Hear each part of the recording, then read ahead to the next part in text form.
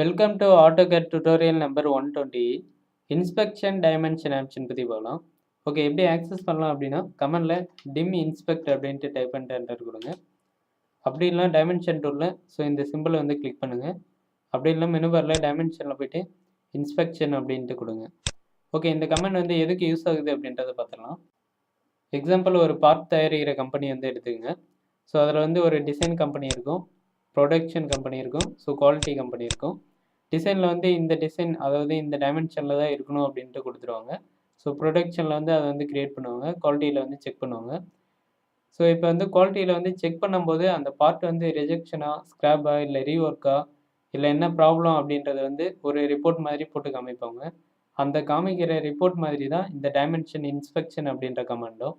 இப்போ எக்ஸாம்பிள், டிசைனில் 10 mm part இருக்கணும் அப்படின்ட்டு கொடுத்துட்டாங்க. அதை ப்ரொடக்ஷனில் மேனுஃபேக்சர் பண்ணும்போது அவங்க 9 mmக்கு க்ரியேட் பண்ணுறதை வச்சுப்போம். இப்போ 9 mmக்கு க்ரியேட் பண்ணிட்டாங்க, 1 mm கம்மியாக பண்ணியிருக்காங்க. இதை குவாலிட்டியில் செக் பண்ணுறாங்க. குவாலிட்டியில் செக் பண்ணும்போது 9 mm தான் இருக்குது. இது ரீஒர்க்கு, ரிஜெக்ஷனோ அப்படின்றது ஒரு ரிப்போர்ட் மாதிரி போட்டு காமிப்பாங்க. அதுக்கு இன்ஸ்பெக்ஷன் டைமென்ஷன் அப்படின்ட்டு கொடுத்துட்டு செலக்ட் டைமென்ஷனில் எந்த டைமென்ஷனில் ரிப்போர்ட் பண்ண போகிறோமோ அதை செலக்ட் பண்ணிவிட்டு என்டர் கொடுங்க.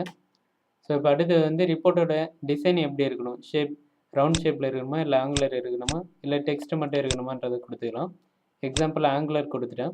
அடுத்தது லேபிளில் என்ன கமெண்ட்ஸோ அதை ப்ரொசீட் பண்ணிடலாம். இப்போ எக்ஸாம்பிள் பார்ட் 9 mm தான் இருக்குது. இது ஸ்க்ராப் அப்படின்ட்டு நம்ம ஸ்பெசிஃபை பண்ணிக்கலாம். அடுத்தது பார்த்திங்கன்னா இன்ஸ்பெக்ஷன் ரேட். எவ்வளோ பர்சன்டேஜ் ஓகேவாக இருக்குது. பார்ட்டு 10 mmல இருக்கணும், பட் 9 mmல தான் இருக்குது. 90% தான் ஓகே, 100% ஓகே இல்லை.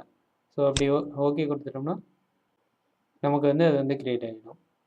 ஓகே, இதை ரிமூவ் பண்ணணும் அப்படின்னா சேம் டைமென்ஷன் இன்ஸ்பெக்ஷனில் போய்ட்டு எதில் க்ரியேட் பண்ணியிருக்குமோ அந்த டைமென்ஷன் செலக்ட் பண்ணணும். இங்கே க்ரியேட் பண்ணியிருக்கோம், இதை செலக்ட் பண்ணிவிட்டு என்டர் கொடுங்க. இப்போ ரிமூவ் இன்ஸ்பெக்ஷன் அப்படின்ட்டு ஒரு ஆப்ஷன் இருக்குது, இதை கிளிக் பண்ணிவிட்டு ஓகே கொடுங்க. இப்போ கேன்சல் ஆகிடும். ஓகே, தேங்க்யூ ஃபார் வாட்சிங்.